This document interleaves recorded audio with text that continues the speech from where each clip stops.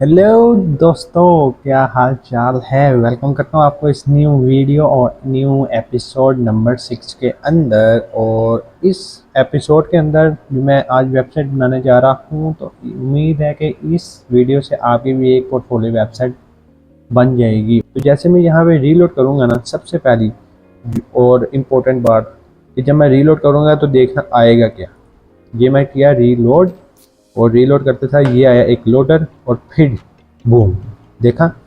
पहली चीज़ हमने ये क्रिएट करनी है इस वीडियो में, ये चीज़।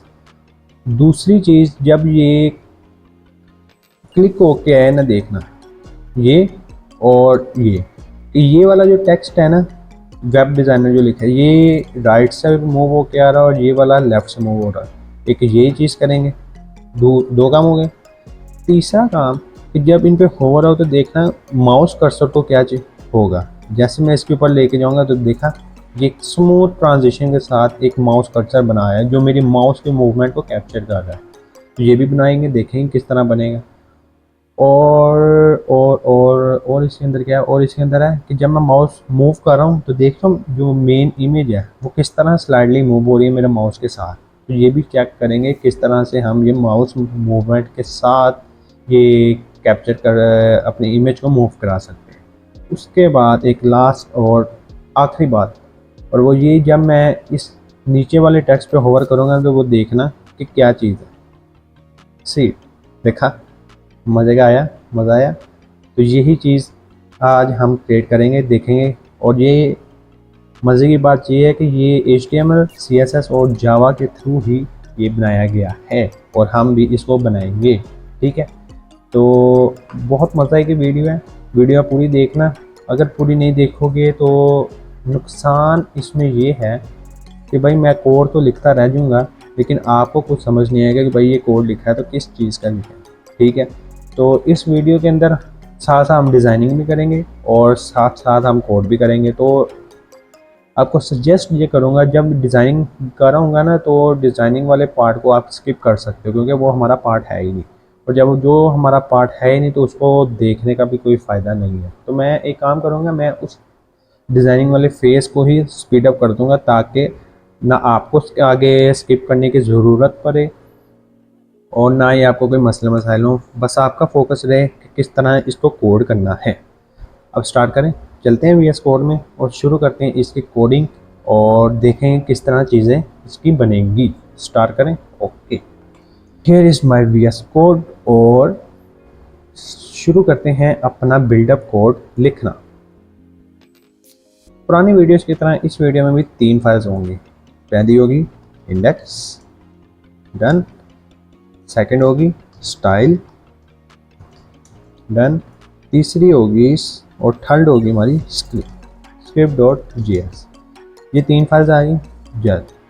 अब मैं करूँगा क्या, सबसे पहले मैंने इनके बोलेट प्लेट यानी कि डिफ़ॉल्ट कोड और वो लिख लेता हूँ और बेसिक लिंक लगा देता हूँ। CSS को भी लिंक कर दिया और स्क्रिप्ट को भी लिंक कर दिया कुछ यहाँ पर। फाइल्स की लिंकिंग होगी। उसके बाद मैं चाहता हूँ कि इसमें अब GSAP भी लगेगी, तो मैं फटाफट से गूगल पे जाऊँगा और यहाँ पे लिखेंगे हम GSAP CDN। क्या लिखना है भाइयों, GSAP CDN।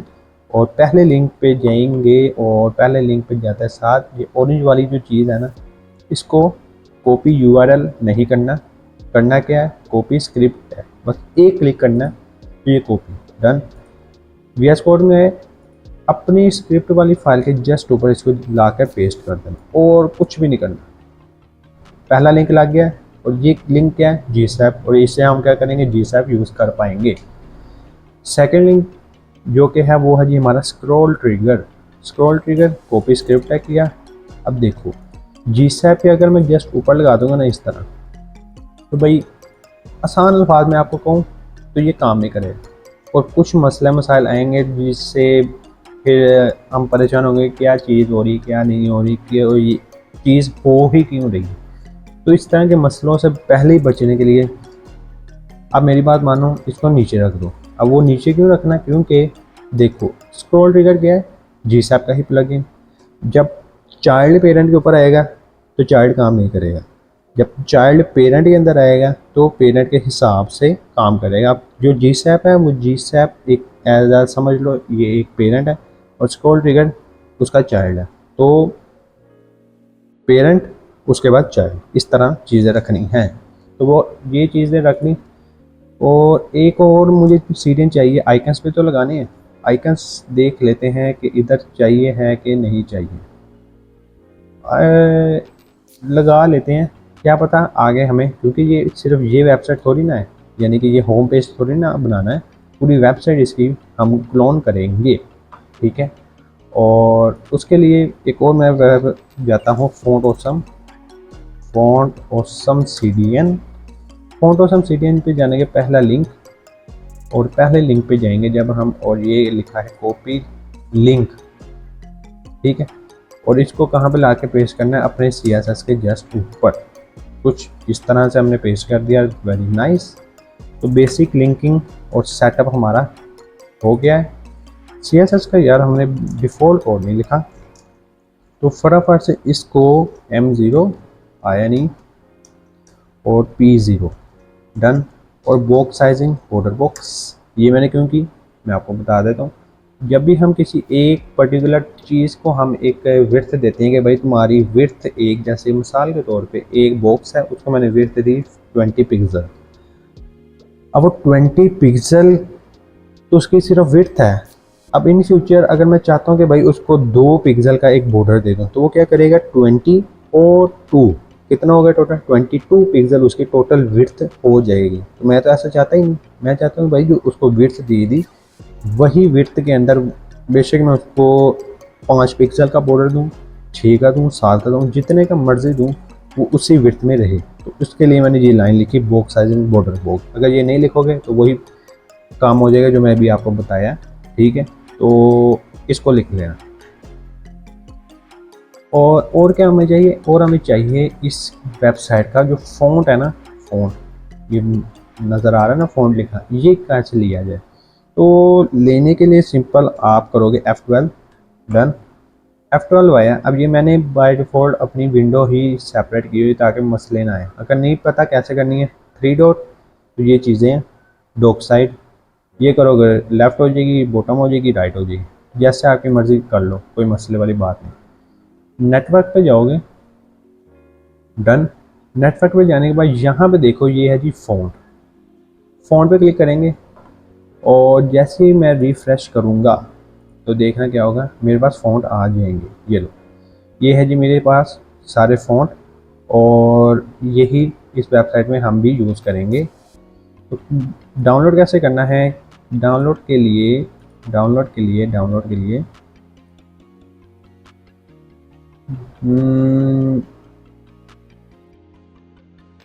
डाउनलोड भाइयों कैसे करेंगे हम, वो मैं देख लेते हैं। आई गेस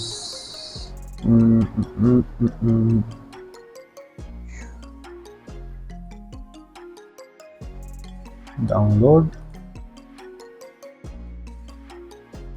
यस डाउनलोड इस तरह से मैंने कर लिया। अब ये जो चीज़ है ये कहाँ पे हम स्टोर करेंगे, मैं ऐसा कर लेता हूँ इसको डी, जहाँ भी हमारा मेन फोल्डर है ना, वेयर इज़ इट, वेयर, ये वाला, यहाँ पे ना एक फ़ोल्डर बना लेता हूँ और फोल्डर का नाम रखता हूँ, क्या रखूँगा फोल्डर का नाम, फोल्डर का नाम रखते हैं हम, क्या रखें, फ़ॉन्ट्स भाइयों, फ़ॉन्ट्स। और फ़ॉन्ट्स के अंदर जाके इस का नाम चेंज करके यहाँ पे मैं लिख देता हूँ,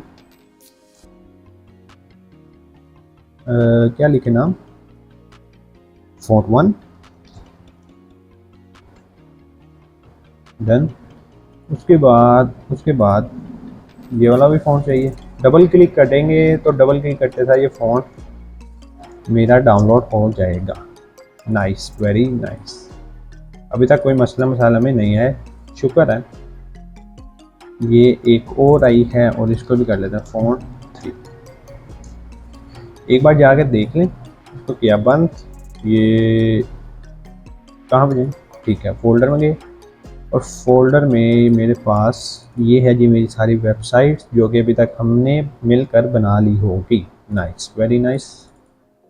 फ़ोन्स देख लेते हैं, यही फ़ोन